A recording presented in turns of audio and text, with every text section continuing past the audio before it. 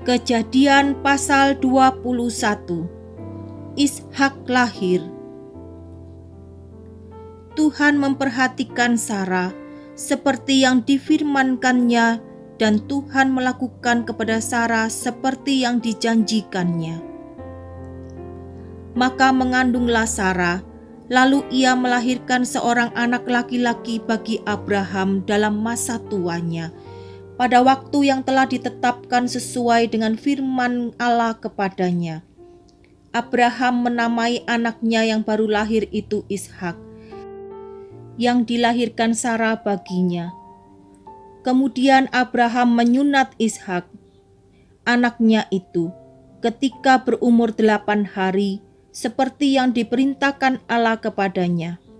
Adapun Abraham berumur 100 tahun ketika Ishak anaknya lahir baginya. Berkatalah Sarah, Allah telah membuat aku tertawa. Setiap orang yang mendengarnya akan tertawa karena aku. Lagi katanya, siapakah tadinya yang dapat mengatakan kepada Abraham, Sarah menyusui anak, namun aku telah melahirkan seorang anak laki-laki baginya pada masa tuanya. Abraham mengusir Hagar dan Ismail. Bertambah besarlah anak itu dan ia disapi. Lalu Abraham mengadakan perjamuan besar pada hari Ishak disapi itu. Pada waktu itu Sarah melihat bahwa anak yang dilahirkan Hagar perempuan Mesir itu bagi Abraham sedang main dengan Ishak anaknya sendiri. Berkatalah Sarah kepada Abraham, usirlah hamba perempuan itu beserta anaknya, sebab anak hamba ini tidak akan menjadi ahli waris bersama-sama dengan anakku Ishak. Hal ini sangat menyebalkan Abraham oleh karena anaknya itu. Tetapi Allah berfirman kepada Abraham, janganlah sebal hatimu karena hal anak dan budakmu itu.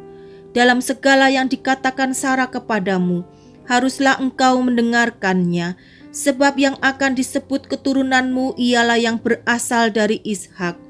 Tetapi keturunan dari hambamu itu juga akan kubuat menjadi suatu bangsa, karena ia pun anakmu. Keesokan harinya, pagi-pagi Abraham mengambil roti serta sekirbat air dan memberikannya kepada Hagar. Ia meletakkan itu beserta anaknya di atas bahu Hagar. Kemudian disuruhnyalah perempuan itu pergi. Maka pergilah Hagar dan mengembara di padang gurun Berseba. Ketika air yang dikirbat itu habis, dibuangnyalah anak itu ke bawah semak-semak, dan ia duduk agak jauh, kira-kira sepemanah jauhnya, sebab katanya, tidak tahan aku melihat anak itu mati. Sedang ia duduk di situ, menangislah ia dengan suara nyaring. Allah mendengar suara anak itu, lalu malaikat Allah berseru dari langit kepada Hagar, katanya kepadanya, apakah yang engkau susahkan Hagar? Janganlah takut, sebab Allah telah mendengar suara anak itu dari tempat ia terbaring. Bangunlah, angkatlah anak itu, dan bimbinglah dia, sebab aku akan membuat dia menjadi bangsa yang besar. Lalu Allah membuka mata Hagar, sehingga ia melihat sebuah sumur. Ia pergi mengisi kirbatnya dengan air, kemudian diberinya anak itu minum. Allah menyertai anak itu, sehingga ia bertambah besar. Ia menetap di padang gurun dan menjadi seorang pemanah. Maka tinggallah ia di padang gurun Paran, dan ibunya mengambil seorang istri baginya dari tanah Mesir. Perjanjian Abraham dengan Abimelek. Pada waktu itu Abimelek beserta Pikol panglima tentaranya berkata kepada Abraham, Allah menyertai engkau dalam segala sesuatu yang engkau lakukan. Oleh sebab itu, bersumpahlah kepadaku di sini demi Allah, bahwa engkau tidak akan berlaku curang kepadaku, atau kepada anak-anakku, atau kepada cucu cicitku, sesuai dengan persahabatan yang kulakukan kepadamu demikianlah engkau harus berlaku kepadaku dan kepada negeri yang kutinggali sebagai orang asing." Lalu kata Abraham, "Aku bersumpah."